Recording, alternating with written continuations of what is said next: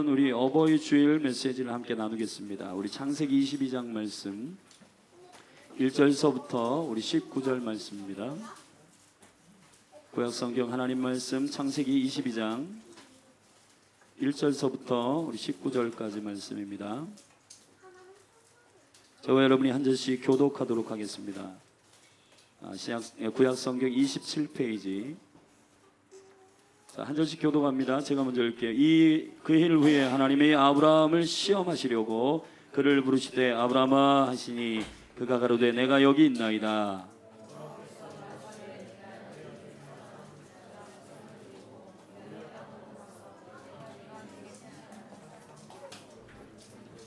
아브라함이 아침에 일찍이 일어나 나귀의 안장을 지우고 두 사환과 그 아들 이삭을 데리고 번제에 쓸 나무를 쪼개어 가지고 떠나 하나님의 자기에게 지시하시는 곳으로 가더니 이에 아브라함이 사환에게 이르되 너희는 나귀와 함께 여기서 기다리라. 내가 아이와 함께 저기 가서 경배하고 너희에게로 돌아오리라 하고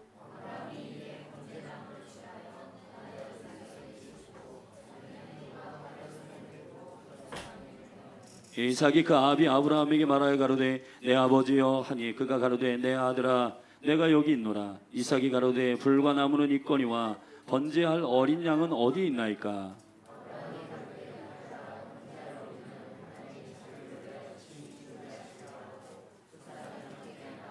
하나님이 그에게 지시하신 곳에 이른지라. 이에 아브라함이 그곳에 단을 쌓고 나무를 버려놓고 그 아들 이삭을 결박하여 단나무 위에 놓고 여호와의 사자가 하늘에서부터 그를 불러 가라사대 아브라함아 아브라함아 하시는지라. 아브라함이 가로되 내가 여기 있나이다 하매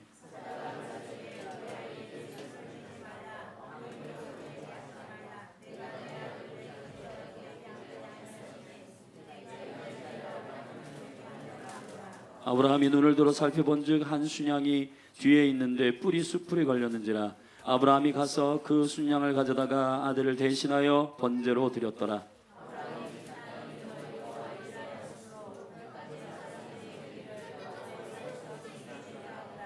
여호와의 사자가 하늘에서부터 두 번째 아브라함을 불러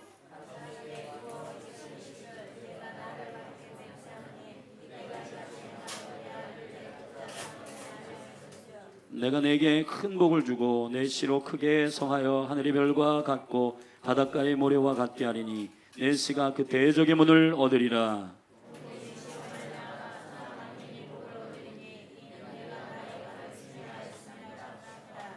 이에 다같이요 아브라함이 그 사환에게로 돌아와서 함께 떠나 브엘세바에 이르러 거기 거하였더라.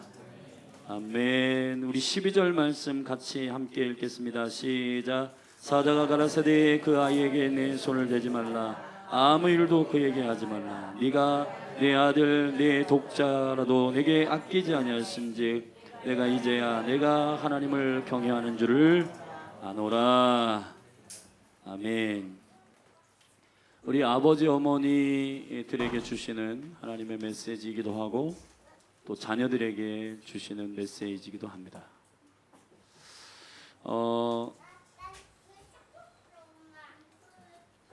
저는 이제 아버지기도 하니까 제가 이제 자녀들 셋을 키우면서 많은 그 어려움이 있고 또 힘든 일이 있죠. 근데 그럴 때 가장 힘든 일이 뭐냐 저한테 물어본다면 이제 소통의 문제인 것 같아요. 내 마음을 전달하고 그리고 자녀들의 마음을 이해하는 것, 이것이 가장 큰 문제인 것 같습니다. 시대적으로 볼 때에도 이 세대와 세대의 소통이 잘 안 돼서 상당히 큰 문제들이 일어난 것 같아요. 그래서 제가 이 소통의 문제를 조금 고민해 보니까 아버지와 자녀들 세대의 이 소통에 대해서 조금 깊이 이렇게 생각해 보면 어떤 게 생각나냐면 기차에 좀 뒤로 데리고 가셔서 좀 케어를 좀 하세요. 준수가 에너지가 많아가지고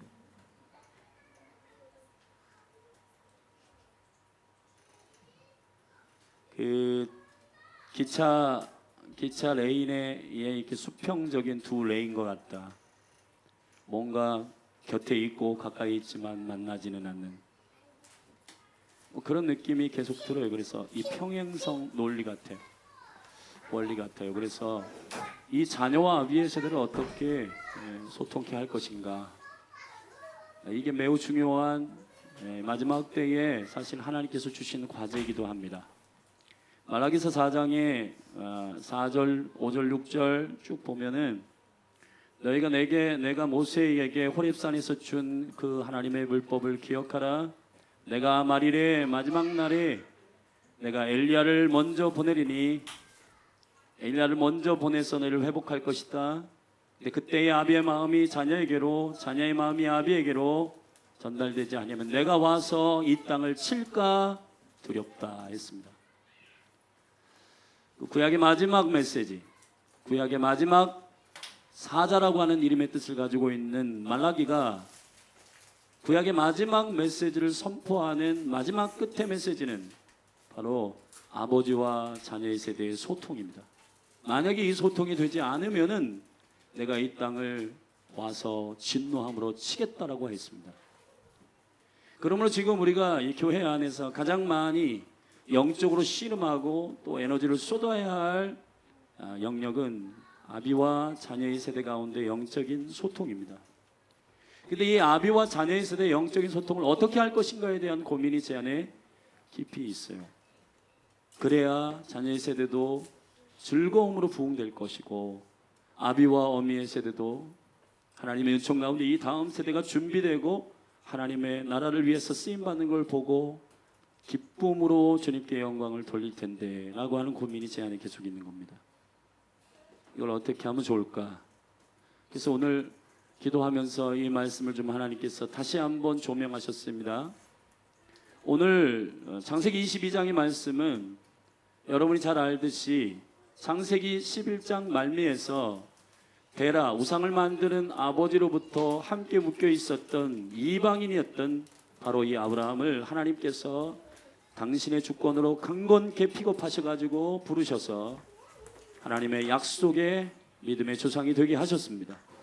그리고 그 여정을 가게 하셨는데 그 여정이 만만치 않았어요. 왜냐하면 그 안에 있는 자기 생각과 자기의 열심과 자기의 계획과 이런 것들을 다 빼내기 위해서 창세기 11장부터 22장까지 오는 동안에 숱한 일들이 있고 이 아브라함을 열방의 아버지로 세우기 위해서 그 아내 사라를 열방의 어미로 세우기 위해서 하나님께서 당신의 열심으로 계속 이 가정을 거룩하게 하시면서 이끌어 오셨어요. 그리고는 이제 급기야 모리아산에서 그 100세에 낳은 이 아들 이삭을 이제 마지막 주님의 테스트, 오늘 22장 1절에 보면 하나님이 그를 시험하시려고 부르셨다 그랬습니다. 자, 마지막 테스트는 뭐냐? 사랑하는 독자 이삭을 번제로 드리라는 겁니다. 우리는 자녀들을 붙들고 있으면 잘 될 줄 알고 우리는 자녀들을 이렇게 꽉 억제이면 잘 될 줄 알지만 그러나 오히려 하나님께서 이 자녀들을 잘되게 하는 방식 자체를 알리기 위하여 아비에게 이 자녀를 여호와께 드리라고 말씀하십니다. 근데 이 명령을 들은 아브라함이 오늘 본문에 하나님께서 아브라함을 부르셨습니다. 그리고 여호와의 사자 메신저인 선사들이 11절에 나타나요. 그래서 아브라함아 아브라함아 시급하게 부르십니다. 그리고 15절에 여호와의 사자가 두 번째 아브라함에게 나타나셨어요. 자, 오늘 본문은 아브라함에게 여호와께서 나타나셔서 시험을 던지십니다. 그리고 이 시험을 통과하는 아브라함에게 여호와의 사자가 나타나서 복을 선포하시고 눈을 여시고 그리고 두 번째 나타나셔서 하늘의 놀라운 권위와 대적의 문을 취하는 장래에 일어날 예수 그리스도를 통한 이 엄청난 이 예언의 말씀들을 그에게 선포해 하늘이 열려서 할렐루야. 앞에 1절부터 10절까지 아브라함과 이삭이 3일 길을 가가지고 모리아산에 도착하여 그 아버지와 아들이 순종함으로 열리는 두 번의 여호와의 사자가 아브라함을 부릅니다. 그럴 때 열리는 축복들이 하늘의 축복들이 대단한데 이 부분을 제가 후반에 설명을 하겠습니다. 근데 이 본문 안에서 저와 여러분들이 이 아버지와 아들의 순종에 대한 깊이 있는 이해가 필요할 것 같습니다. 자, 이 정황을 조금 여러분에게 설명드릴게요. 아브라함은 이때 나이가 몇 살일까? 우리가 좀 추측한데 창세기 23장 1절에 보면 사라가 127세에 죽었다 그랬습니다. 사라와 아브라함은 10살 차이요. 사라가 90세에 이삭을 낳았고 아브라함은 100세에 이삭을 낳았습니다. 그러면 사라가 127세에 죽었으니까 이때에 사라가 죽은 나이에 아브라함은 10살 위니까 137세였고 그 정도 나이까지는 아니더라도 23장에서 사라가 죽는 이 시간 바로 전이었으면 이삭의 나이는 37입니다. 37까지는 아니더라도 아마 10년 전이라고 하더라도 27, 거기서 더 10년 전이라도 10대 17, 장작을 어깨에 메고 그 3일길을 가고 그리고 그 산을 올라가고 할 정도면 작은 여기 좀 준수 나이나 아니면 초등학생이나 이런 나이는 아닐 거예요. 적어도 어떤 장정의 골격이 세워진 나이 20살은 넘은 아버지가 120세가 넘고 늙었고 연로하시고 그런 아버지의 손을 꺾어가지고 적어도 당신 뭐 하는 거냐고 우리 보통 청소년 청년들이 가정에서 한 번쯤은 해본 사춘기 때 한번 빗자루를 들고 때리면 어머니 왜 그러세요? 딱 하면서 손을 잡아가지고 확 비트는 그때부터 이제 가정에서는 전쟁이 시작되고 자녀들이 어머니가 힘이 없네? 아버지가 이빨이 빠지셨네? 그러면서 이제 이 친구들의 대단한 불순종과 막 일들이 시작되죠. 근데 여러분 이삭이 적어도 20세 이상이 되는 장정한 청년이고 스스로 자기가 자기의 미래와 장래와 이런 것들을 생각할 줄 아는 나이였다면은 아버지가 지금 구체적으로 얘기를 해주지 않고 일단 따라 나서라 불하고 칼하고 장작을 있는데 여러분 매일 예배하고 매일 주님께 여호와께 제단을 드리고 했던 이삭이 눈치를 못 챘을까요? 불은 있고 장작은 있고 재물은 없는데 이삭이 여기에 초점을 맞춰서 그런가 급기야는 3일길을 다 간 후에 아버지에게 묻습니다. 아버지, 그래 내가 여기 있다. 왜 여기 불도 있고 칼도 있고 장작도 있는데 어린 양은 없습니까? 재물은 어디 있습니까? 여호와께서 준비하셨다.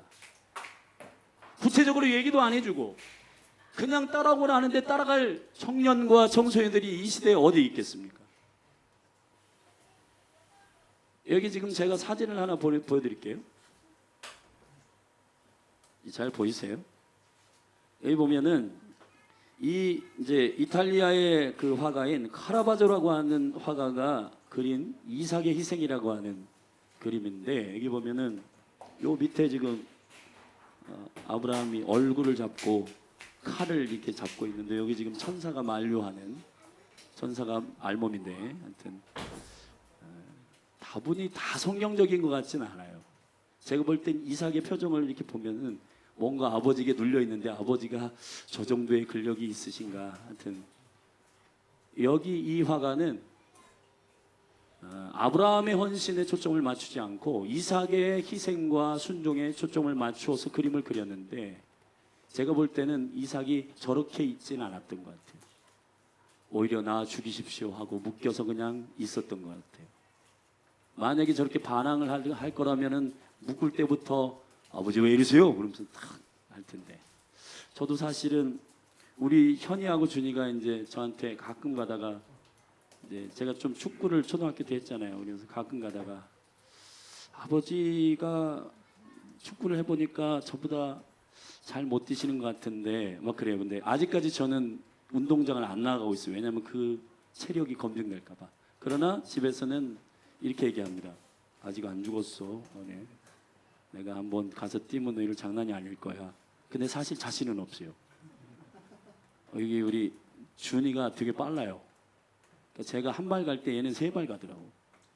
그러니까 안 될 것 같아요. 우리 현이도 요즘에 최근에 집에 아주 거하면서 이렇게 아주 토실토실 살이 쪄가지고 73kg가 됐습니다. 그래가지고 아주 건강한 청년이 돼가지고 힘으로 하면 안 될 것 같아요. 근데 아브라함이 적어도 120세가 넘은 할아버지인데 이 그림은 조금 제가 볼 땐 성경적이지 않은 것 같습니다. 이삭이 눌려가지고 이렇게 한 게 아니라 가만히 있었던 것 같아요.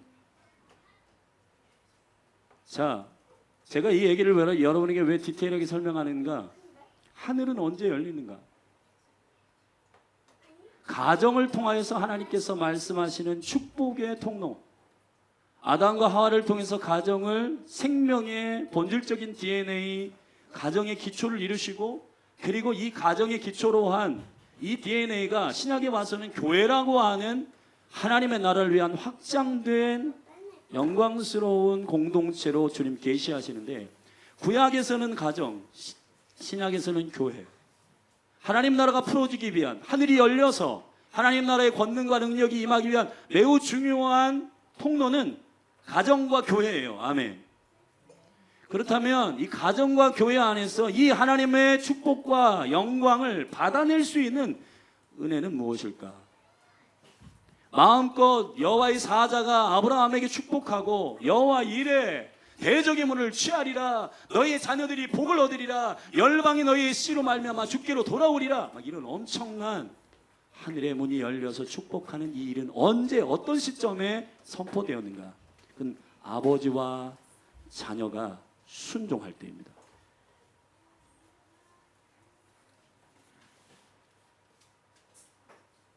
근데 단순히 예를 들어 아버지가 뭐 재산이 많아가지고 너 이런 식으로 하면 너 유산 안 준다, 그래가지고 사실은 아버지가 살아있을 동안은 잘하는 자녀들이 있을 수 있어요.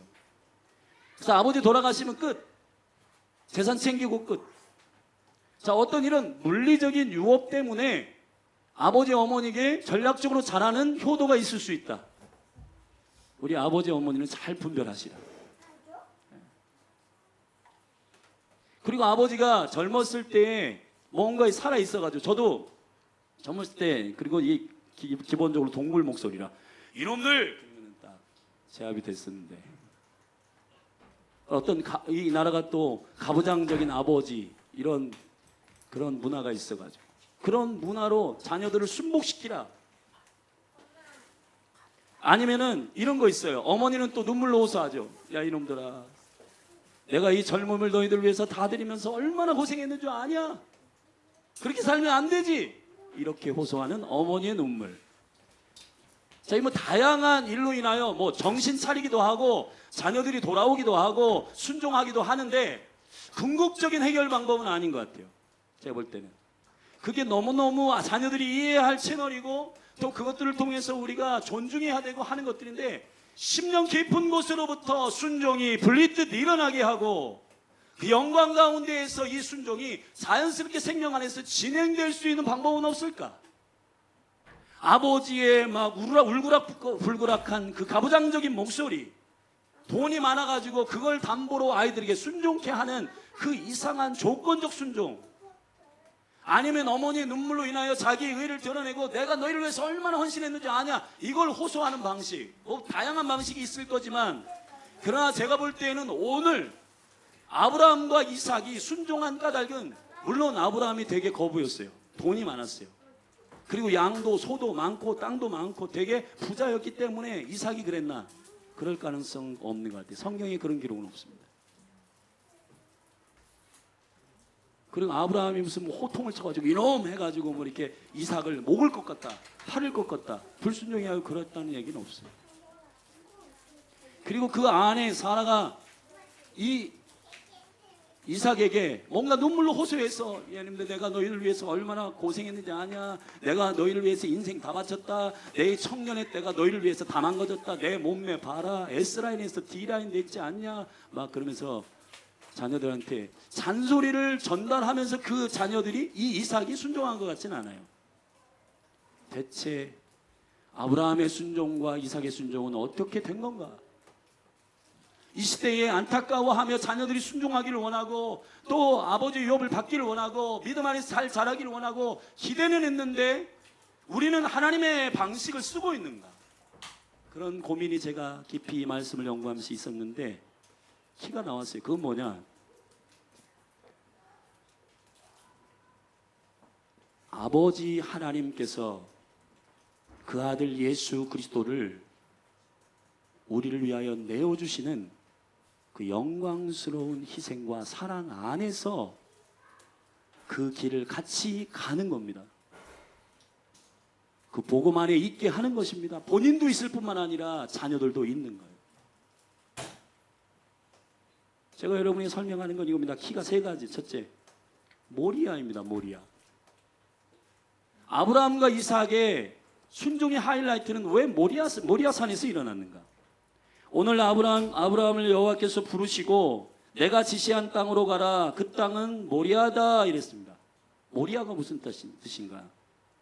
모리라고 하는 말은 보여지다 이런 말이에요. 나타나다 이런 말입니다. 야는 여호와 하나님. 할렐루야. 그러면은 하나님을 찬양이라. 아멘.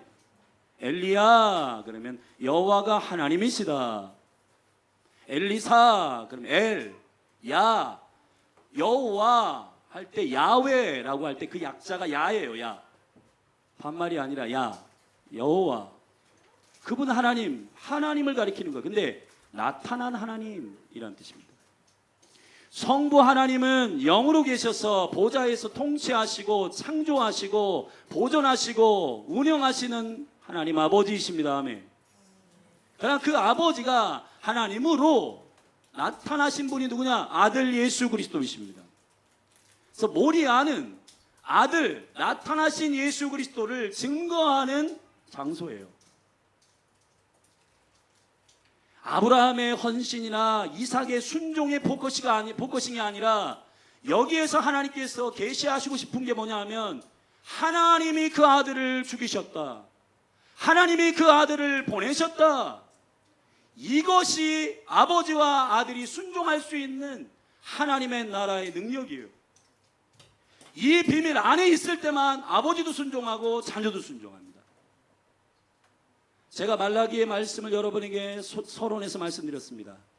아버지의 마음이 자녀에게로, 자녀의 마음이 아비에게로. 근데 대부분 말라기 4장 6절이 키인 줄 알아요. 많은 사람들이. 그래서 아버지들이 자녀들하고 대화를 시도합니다. 굉장히 귀한 대화예요. 맛있는 것도 사주고 아이들 옷도 사주고 그래서 대화하려고 부단히 노력해요. 그러나 그 노력이 해야 됩니다. 그렇지만 본질적인 키는 아버지의 마음이 자녀에게로, 자녀의 마음이 아비에게로 가는 건 순리적인 물 흐름과 같은 거예요. 앞에 있습니다. 여호와의 모세 호렙의 말씀, 그 여호와의 율법을 선포하고 그 하나님의 말씀 가운데서 아버지와 아들이 같이 있을 때 아버지와 아들은 순종하게 된다. 아멘. 모리아에 있을 때 아브라함도 순종하고 이삭도 순종한다. 여러분, 우리 부모들이 모리아를 잘 안 가요. 예수님을 깊이 묵상하고 하나님이 우리를 위하여 그 아들을 주신 그 풍성한 사랑 안에서 있으면 어머니가 너희들 때문에 내 인생 망가졌어 라고 하는 넋두리는 없어질 거예요. 왜냐?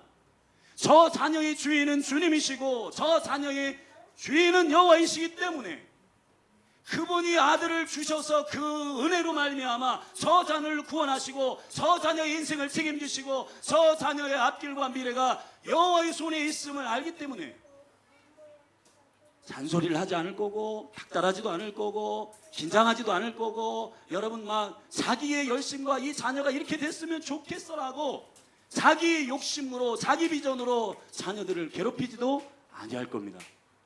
왜냐?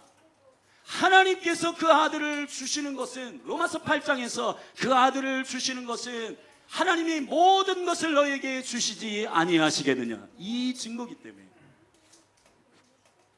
자녀들이 뭐 잘되고 뭐 교수되고 상관되고 이러한 꿈을 자녀들에게 전가시켜서 그 아이들을 괴롭히는 조급함이 어미에게는 없을 거다. 왜 없냐? 그게 비전이 아니라고 알기 때문에 그것이 하나님의 꿈이 아니라고 알기 때문에 모리아산에 있으셔야 되는 겁니다. 여기 아비와 어미의 여러분을 축복합니다. 자녀들이 순종하는 자녀가 되기를 원한다면 모리아산으로 가십시오. 예수 그리스도를 말할 수 있는 곳으로. 나는 얘들아 단지 너희들을 하나님께서 맡겨주셔서 하나님의 기업으로서 섬기는 통로다. 너희들의 인생은 여호와께서 책임지시고 너희들의 삶은 주님의 손에 있다. 할렐루야. 자녀들이 기운이 세지고 청년이 되고 머리가 커져서 단 한마디도 듣지 않는 논리로 논증하고 큰 소리를 내서 그 아이를 제압시키는 그런 일은 없을 겁니다. 잘 안 됩니다. 그 방식은 안 될 거예요. 그런 방식을 통해서 아동 학대가 일어나고 부모에 대해 거역하고 욱해가지고 서로 치고받고 해서 살인도 일어나는 이 시대에 우리가 지금 살고 있습니다. 여러분, 하나님께서 아비와 자녀를 한 번에 순종시킬 수 있는 거룩한 포지션, 거룩한 장소가 어디냐? 모리아로 가셔야 돼요. 아멘. 모리아로 가셔서 복음을 가르치시고 모리아로 가셔서 그 복음을 내 삶에 순종함으로 나타내기를 원하시는 아버지의 말씀에 순종하는 아버지, 그리고 내가 그 어린 양 예수 그리스도를 증거하기 위한 아버지 앞에 온전히 순종하는 아들로서 내가 장정이고 아버지보다 힘이 많지만은 그러나 아버지가 지금 무슨 길을 가고 있는지를 알기 때문에 하나님의 명령을 쫓아 순복하고 있는 이 길을 가기 때문에 내가 아버지의 명령을 어기는 게 아니라 하나님의 명령을 어기는 것으로 두렵고 떨리는 마음을 가지고 아버지의 음성을 들을 줄 아는 그 영적인 기름 부음, 영적인 어너인팅이 가정 가운데 흘러야 부모와 자녀가 하나님 앞에서 다 같이 순종하고 악다구니로 제압하거나 조건이 있어서 순종하거나 그러한 이상한 시세를 만들어내지 않는 가정이 될 것이라고 저는 믿습니다. 오늘 모리아의 비밀을 여러분이 비밀로 가져가시고, 만약에 유산을 통해서 조건적으로 자녀들을 사랑하거나 이렇게 하면 이렇게 해줄게, 너 이거 하면 이거 안 줄게, 물론 교훈을 위해서 여러분 자녀들을 교육하기 위해서 훈련하기 위해서 그런 일들을 사용해야 되는데 궁극적으로 모리아산으로 가시는 부모님들이 되시기를 바라고, 그 모리아산의 명령을 순종하는 부모의 뒷모습을 보는 이삭은 아버지의 생각, 아버지의 의지, 아버지의 신념이 아니라 하나님 앞에 순종하는 그 아버지의 뒷모습 앞에서 내가 힘을 써서 아버지를 제압하고 팔을 꺾을 수 있지만은 그러나 하나님을 순종하는 저 아버지의 뒷모습을 나는 따라가는 것이 마땅하다고 믿는 이삭의 순종을 보게 되기를 바라는 것입니다. 가정을 하나님께서 세팅하시고 세우신 귀한 원리입니다. 두 번째, 독자, 삼일길. 성경에서 구약 신약을 통틀어 3일이라고 하는 숫자는, 3이라고 하는 숫자는 매우 중요한 계시적 숫자입니다. 특별히 호세아서 6장 1절 2절 3절에 보면 여호와를 알라, 힘써 여호와를 알라. 2절에 여호와께서 너희를 이틀 만에 살리실 것이요 3일 만에 일으킬 것이라.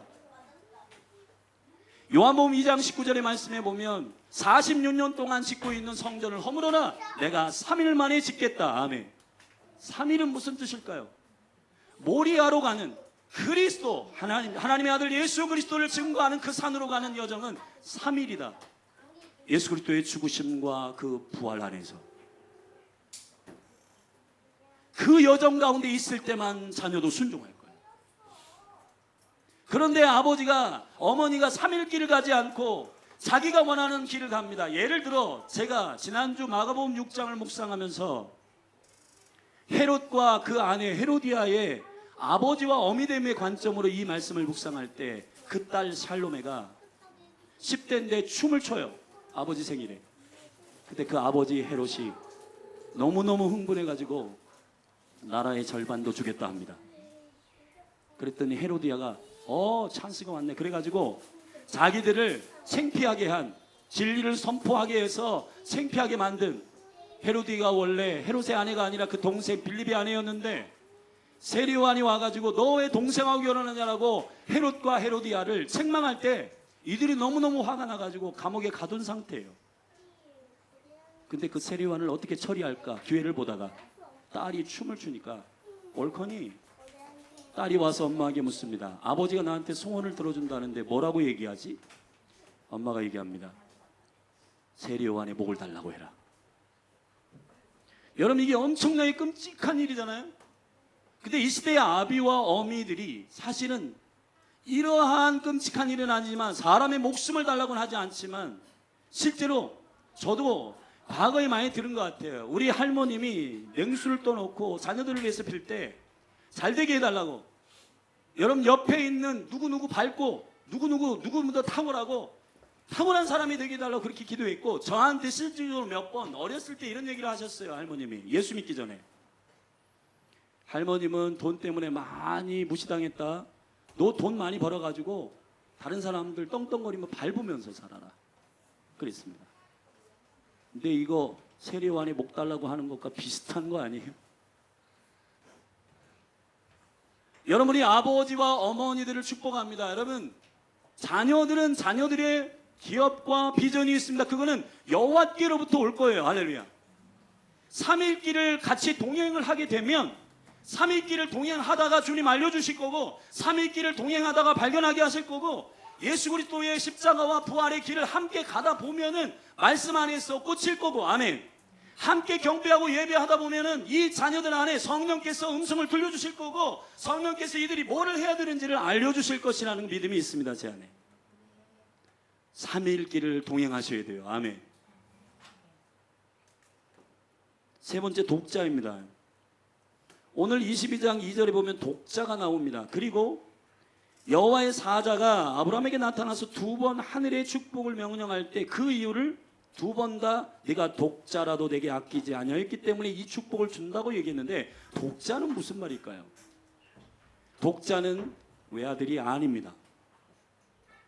외아들이라는 뜻은 아들이 하나다라고 하는 뜻이지만 여기서의 독자는 예수 그리스도를 그냥 콕 지명하여 말하는 매우 중요한 단어예요. 야하드란 말이에요. 야하다라고 하는 말은 무슨 얘기냐? 아버지와 하나 되어 있는 아들이다. 아버지와 하나로 생명으로 연결되어 있는 아들이다. 유일하게 아버지의 친아들이다 이런 말이에요. 그래서 우리가 기도할 때 요한복음 3장 16절을 하나님이 세상을 이처럼 사랑하사 외아들을 주셨으니라고 고백하지 않습니다. 독생자를 주셨으니 아멘. 하나님과 그 생명으로 유일하게 연합되어 있는 아들. 저와 여러분은 모두 이 생명에서 죄로 말미암아 연합해서 끊어져 있어요.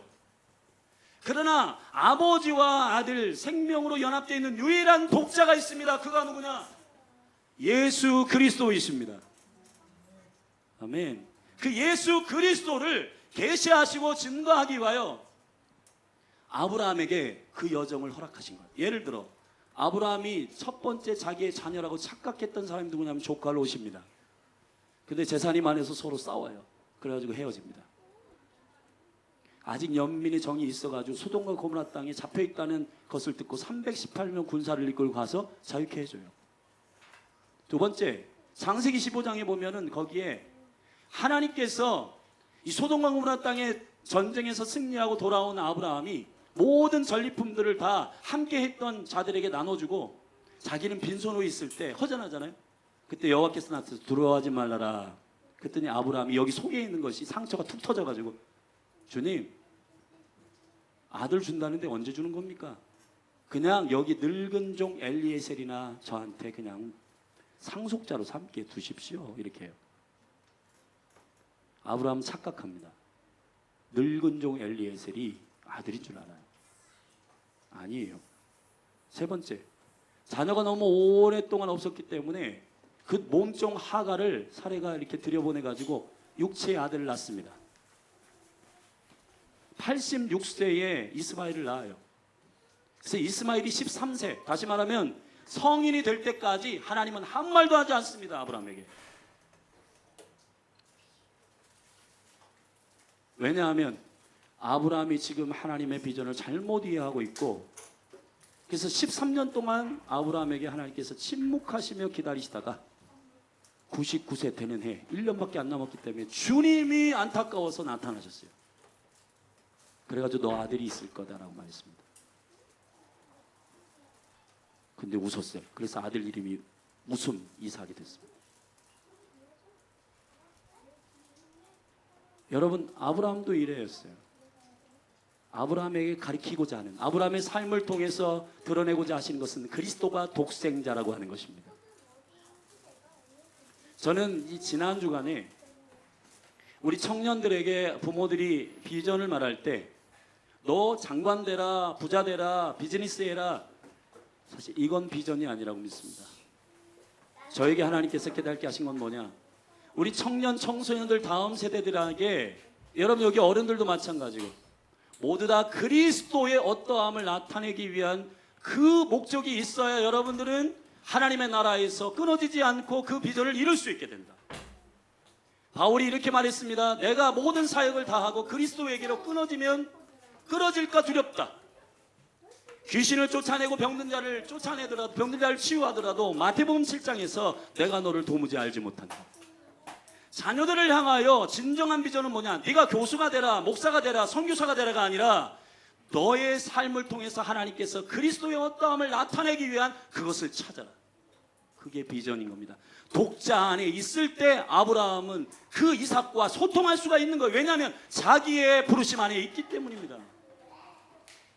요셉은 하나님께서 개혁하시는 분으로, 예수 그리스도가 개혁하시는 분으로, 다윗은 그리스도가 왕이신 분으로, 여러분 여기에 있는 모든 여러분 한 분 한 분 안에는 교수가 되고 목사가 되고 여러분 선교사가 되는 게 비전이 아니고 여러분을 통하여 그리스도의 어떠함을 드러내기 위한 비전이 있어요. 그거를 자녀들에게 가르쳐 줄 수 있어야 되는 겁니다. 바울이 빌립보서 1장에서 내가 죽으나 사나 내 안에서 그리스도가 존귀하게 되기를 원한다. 자녀들에게 독자 안에 있게 하는 것, 자기가 거부가 되거나 양과 염소를 많이 가지는 부자가 되는 것을 비전으로 가르치지 아니하고 내가 아버지께로부터 맡은 나의 부르심이 뭔지 아냐? 그리스도가 독자이시다. 그리스도가 유일한 하나님과 연합되어 있는 생명의 친아들이시다. 이것을 증거하기 위한 비전 안에서 순종하게 되면요, 자녀들은 그 아버지의 순종 앞에서 강력한 순종의 어노인팅을 받게 됩니다. 그런데 아비와 어미나 심지어는 사역자들도, 목회자나 선교사들이나 이런 분들도 사역을 크게 한다, 유명해져라, 인기 있어져라, 돈 많이 벌어라, 다른 사람을 눌러라, 밟아라, 자, 이러한 언어만 바뀌었을 뿐이지 세상과 똑같은 비전과 꿈을 알려주는 비전으로는 자녀를 순종하게 하는 기름 부음이 흘러가게 하지 못한다는 겁니다. 에스더는 그리스도가 나라와 민족을 구원하시는 거룩한 중보자이심을 알리는 역할이고, 베드로는 그리스도가 반석이심을 선포하는 자이고, 세례 요한은 그리스도의 길을 여는 선두주자로서 그 인생을 다 드린, 그것이 비전입니다. 돈을 많이 벌고 무슨 명예를 가지고 그런 게 비전이 아니라 여러분에게 그리스도의 어떠함을 드러내기 위하여 한 분 한 분에게 주신 그 비전을 자녀들에게 발견케 하는 것. 아브라함은 그것을 독자라고 믿은 것입니다. 하나님은 독자라고 하는 포인트 안에서 그의 인생을 이끄셨고, 그리고 독자를 오히려 여호와께 드림으로 독자를 우리에게 주신 하나님 아버지 여호와 이레 보여주셨다. 그가 보여주셨다. 그가 우리에게 보여주셨다. 그 아들을 아낌없이 우리에게 주신 그 놀라운 계시를 아브라함의 헌신을 통해서 보여주신, 그것이 바로 아브라함의 비전이었고, 그 비전 안에 있을 때 자녀는 두말 없이 순종할 것이고, 두말 없이 엎드릴 것이고, 두말 없이 굴복할 겁니다. 결국 저도 이제 저를 돌아볼 때 자녀들이 순종하고 주님 앞에 자원하는 심령을 가지고 순종할 수 있는 놀라운 시간, 장소, 그리고 그 부르심 안에 있어야 되겠고, 모리아에 있어야 되고, 3일길을 항상 가야 되고, 아멘.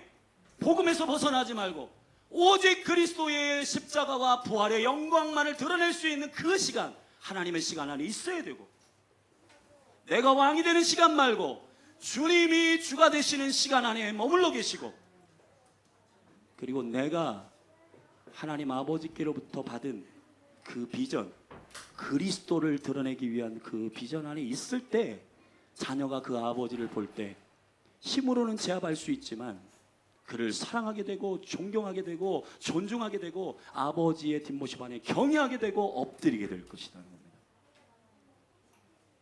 어머니가 눈물로 호소하지 않아도 내 인생 다 너희들 왜 망쳤어? 다 헌신했어. 물론 자녀의 입장에서는 그 부분을 충분히 알아주고 효도하고 섬겨야 되지만, 그런 얘기를 굳이 하지 않더라도 우리 어머니는, 우리 아버지는 그리스도의 어떠함을 드러내기 위한 그 비전을 발견하셨고 그 일을 위하여 인생을 다 헌신하셨어요. 그 일을 보게 될 줄로 믿는 것입니다. 저는. 모리아와 3일과 독자 안으로 들어가셔야 됩니다. 여러분에게 맡기신 그 비전 안에 사실 때 자녀는 결국 돌아올 겁니다. 그 자녀는 순종할 것입니다. 아멘. 여기 자녀들에게 축복합니다. 여러분들도 이삭과 같이 그렇게 하나님 안에서 아버지의 그리스도 되심을 순종하는 아브라함 아버지를 보면서 힘으로는 제압할 수 있지만 자기를 죽이십시오라고 묶인 이삭의 순종은 어떻게 해서 나오는가? 여러분이 결국은 아버지와 어머니가 될 겁니다. 그러므로 이 생명의 순환 안에서 여러분의 자녀들을 위해서도 여기 지금 기도와 예배와 자기 삶을 신실하게 복음 안에서 가져가기를 원하는 아비와 어미의 세대를 잘 보시고 그 은혜 가운데서 무시하지 말고 존중함으로 순종하시는, 그래서 또 여러분들도 자녀들 낳을 때 여러분들 통해서 그 자녀들이 순종하는 자녀로 일어날 수 있도록 하시기를 축원합니다. 아멘. 유산을 가지고 조건적으로 순종을 강요하거나 악다구니로 큰 소리를 치거나 잔소리를 하거나 아니면 눈물 호소 방식으로 내가 인생이 망친 건 너 때문인데 네가 속삭여가지고 내가 이렇게 됐어, 그런 얘기가 아니라 하나님께서 나에게 그리스도의 아들 되심을 맡겼다. 나는 이것이 나의 비전이야. 그리고 묵묵히 헌신하고 그 길을 가시는 아버지 어머니가 되주십시오. 할렐루야. 그리스도의 왕 되심을 나는 비즈니스 하시면 그리스도가 물질을 통치하시고 만물 가운데 돈이 왕이 아니라 주님이 영혼을 구원하시고 영혼들을 추수하기 위하여 나를 비즈니스 영역 가운데 주님이 구원하시기 위한 영혼들을 위해서 세우신 비전으로 나는 섬긴다. 그렇게 살아가는 아버지와 어머니가 세워질 때 자녀들은 모리아 3일길 독자 안에서 순종할 겁니다. 자, 간단히 여호와의 사자가 나타나서 아버지와 아들의 순종으로 말미암아 열린 놀라운 일들을 행합니다. 아브라함과 이삭은 무엇을 했는가? 함께 걸었다는 것입니다. 유독 오늘 본문의 말씀에는 함께 했다는 말이 많이 나옵니다. 5절에 함께 경배하러 갔다고 했고 6절에 동행했다고 했고, 여러분 함께 동행하고 함께 걸어갔다는 것이 매우 중요합니다. 아버지와 아들의 순종은 함께 해야 돼요. 요즘 최근에 맞벌이하고 자녀를 그냥 홀로 두고 돈 10만 원짜리 주면서 마음껏 먹어? 그러면 자녀가 양육되는 것이 아닙니다. 놀이터도 함께, 말씀도 함께, 아멘. 춘장대도 함께, 바다에도 함께, 함께 있는 게 자녀들에게 매우 중요한 일이에요. 함께 할렐루야. 돈 주면서 네가 원하는 대로 해. 여러분 이게 아버지가 뭔가를 해줬다고 생각하지만 그러나 그것이 아니라는 겁니다. 아버지가 어머니가 해줘야 될 건 함께 해줘야 된다는 겁니다.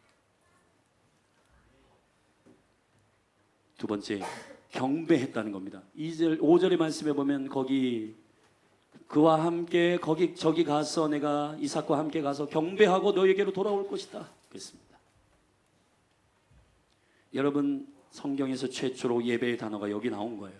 경배하다, 예배하다입니다. 같이 예배하셔야 됩니다. 자녀들과 가정 예배를 드십니까? 옛날에 저희가 가정 예배를 시작할 때 웃음이 터져요. 예를 들자면은 찬송의 곡조는 이건데 가사는 다른 가사를 해요. 그럼 아버지가 인도를 하실 때 찬송을 잘못 인도하셔가지고 웃음이 터져. 그러면은 예배 인도가 안 됩니다. 그리고 서먹서먹한데 서로 모여가지고 이 예배를 해야 되나 되게 고민이 많을 거예요. 그죠? 서로 바쁜데 그냥 하지 말자. 저 뒤에 하브루타서를 준비해 놨습니다. 함께 예배할 때 자녀들이 순종하는 은혜가 부어집니다. 아브라함이 그거 한 거예요. 그리고 6절, 7절, 8절, 9절에 이렇게 말했습니다. 불과 칼과 나무를 지게 하는 것입니다. 십자가를 지우는 것입니다. 이삭에게 십자가를 지웠어요. 아 그래 힘들어. 아빠가 대신해 줄게. 하지 마십시오. 자기 십자가를 지고 걸어갈 수 있도록 함께 해주세요. 그냥 아멘. 또 내가 해줄게. 그러면 그 친구는 안 됩니다. 여러분 불, 칼, 그 영혼을 다루는 하나님의 책망과 그리고 하나님의 그 나무로 인하여 십자가를 지고 그가 걸어갈 수 있도록 주 안에서 여러분이 격려하시고 함께 가주셔야 되는 것이 자녀가 순종하게끔 하는 매우 중요한 아브라함의 비결이었어요. 그렇게 해주시기를 바랍니다. 마지막으로 그렇게 할 때 어떻게 하늘의 축복이 열렸는가? 4가지를 말씀드리겠습니다. 첫째, 절답사 믿음이 열렸다. 12절의 말씀을 보면 사자가 가라사대 이 아이에게 내 손을 대지 말아라. 아무 일도 그에게 하지 말라. 내가 내 아들 내 독자로 내게 아끼지 아니하였으니 내가 이제야 내 하나님을 경외하는 줄 알았다. 절답사 경외하는 줄 알았다. 믿음의 단계는 2가지 단계가 있습니다. 첫째, 여러분이 하나님을 믿는 단계가 있어요. 그 단계는 은혜가 넘치고 그리고 여러분이 실수하더라도 하나님이 일으키십니다. 잡아주시고 해요. 그런데 하나님께서 여러분에게 계속 시간이 지나고 단련시키고 교사가 되고 또 아비가 되고 어미가 되는 단계인데 그게 안 될 때 하나님께서 그 다음 단계로 넘기는 것이 있는데 여러분을 테스트하십니다. 그 다음 단계가 뭐냐? 하나님이 여러분을 믿어주시는 단계의 테스트가 나오는 거예요. 아브라함과 이삭이 이 단계 안에서 순종할 때 여호와의 사자가 아브라함에게 선포하는 것이 바로 2번째 단계의 허락입니다. 내가 이제 너를 믿는다 이겁니다. 여호와 하나님께서 여러분을 믿어주시는 믿음이 열려야 돼요. 하나님은 모든 영혼을 사랑하시지만 모든 영혼을 사용하지는 않습니다. 여러분이 주를 믿을 때 여러분은 영원한 생명을 얻습니다. 그러나 주의 사역을 감당하는 단계는 여러분이 주를 믿을 때가 아니라 주님이 여러분을 믿을 때예요.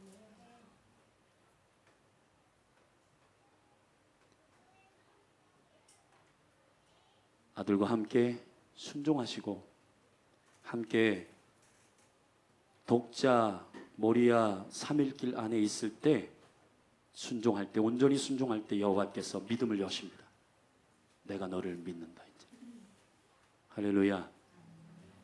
히브리서 11장에 보면 믿음장인데 여기서 유일하게 아브라함만 2번 다루었습니다. 히브리서 11장 8절에 네가 나를 믿음으로 말미암아 갈대아 우리에서 나왔다. 11장 17절에 네가 이삭 독자를 나에게 드림으로 내가 너를 통해서 축복의 문을 연다. 유일하게 아브라함만 딱 2번 히브리서에 믿음장에서 2번 거론했습니다. 첫 번째 히브리서 11장 8절은 아브라함이 주를 믿는 단계요. 17절 단계는 여호와가 아브라함을 믿는 단계입니다. 믿음의 문이 열리게 되기를 주의 이름으로 축원합니다. 두 번째, 눈이 열렸습니다. 오늘 본문의 말씀에 보면 우리 같이 함께 읽으면 좋겠습니다. 13절입니다. 같이 읽어요. 시작. 아브라함이 눈을 열어 살펴본즉 한 순양이 뒤에 있는데 뿔이 수풀에 걸렸는지라. 아멘. 아브라함이 눈이 열렸어요. 이때야 알게 된 겁니다. 뭘요? 자기가 지금 독자를 여호와께 드리면서 내가 지금 이 아까운 독자, 이 아까운 나의 아들, 이게 아니라 아하, 하나님 아버지께서 뿔이 달린 순양 하나를 수풀에 걸리게 하였고 엉겅퀴, 죄악의 열매, 죄악의 엉겅퀴에 걸려있는, 걸리게 한 바로 그 순양 예수 그리스도, 내가 내 아까운 것을 드리는 게 헌신이 아니구나. 아버지 하나님께서 그 아들 예수 그리스도 독자를 우리에게 주시는 이 일이 은혜구나. 여러분, 사람들이 미숙할 때 어떻게 하는지 아세요? 자기의 고난이 오면 하나님 그렇게 하실 수 있나요? 이렇게 그냥 되들어요. 근데 여러분, 눈이 열리게 되면 어떻게 되냐? 아, 하나님, 당신의 은총의 계획이 있겠군요. 아, 당신의 계획이 있겠군요 라고 눈이 열립니다. 아멘.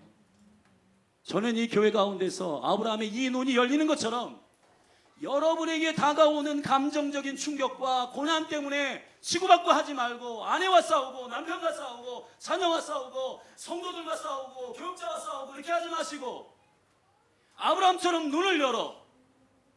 아하, 이삭을 달라는 얘기가 아니라 내가 너에게 아들을 준 것을 기억하라고 하는 얘기구나.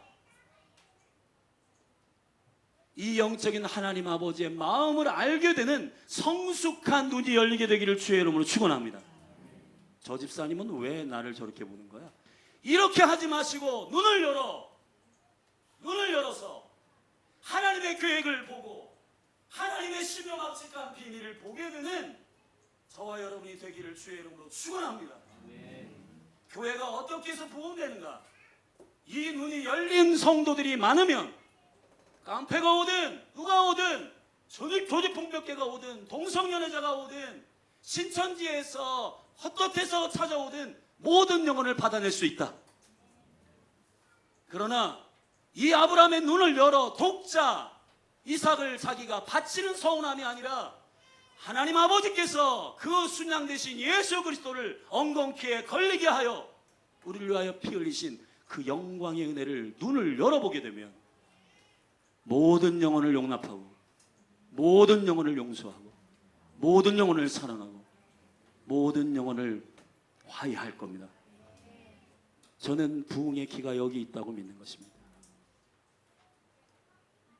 그런 교회는 가고 싶을 거예요. 할렐루야. 그래서 거기서 여호와 이레라, 이레, 여호와께서 준비하셨다가 이렇게 해석했지만 원래 히브리어의 말은 여호와 이레 라란 말은 여호와께서 보여주셨다. 여러분, 내가 보고 싶은 게 아니라 여호와께서 보여주셔서 눈을 여는 것 말이에요. 아버지를 원망하고 어머니를 원망하고 사역자를 원망하고 친구들을 증오하고 이러한 시야 가운데서 괜히를 벗고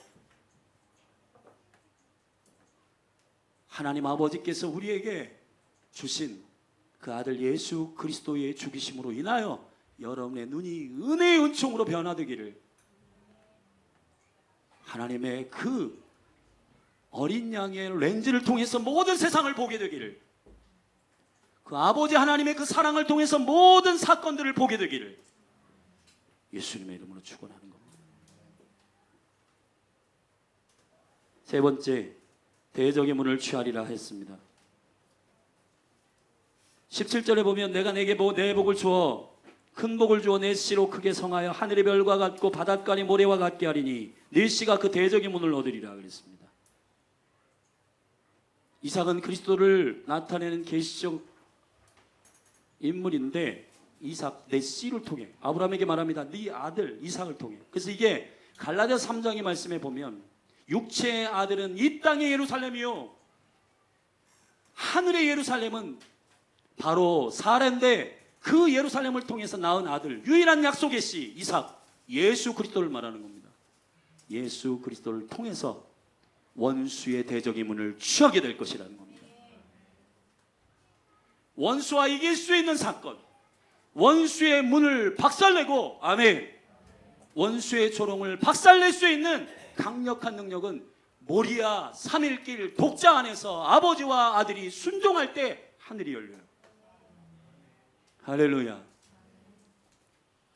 마지막으로 18절 말씀 추수입니다. 또 내 씨로 말미암아 천하 만민이 복을 얻으리니, 아멘. 너희들이 이 순종을 통해서 열어주신 이 비밀의 축복이 모든 열방을 주님께로 돌아오게 하는 거룩한 축복의 씨앗이 될 것이다. 그리스도 예수 안에서 순종하는 것. 그래서 에베소 5장에서는 자녀들에게 말합니다. 자녀들 잘 들으십시오. 자녀들아, 주 안에서 부모에게 순종해라.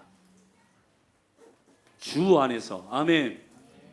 모리아 안에서, 독자 안에서, 3일 안에서 부모에게 순종해라.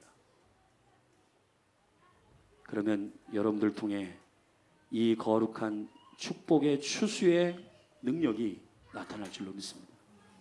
자리에서 일어나십시다.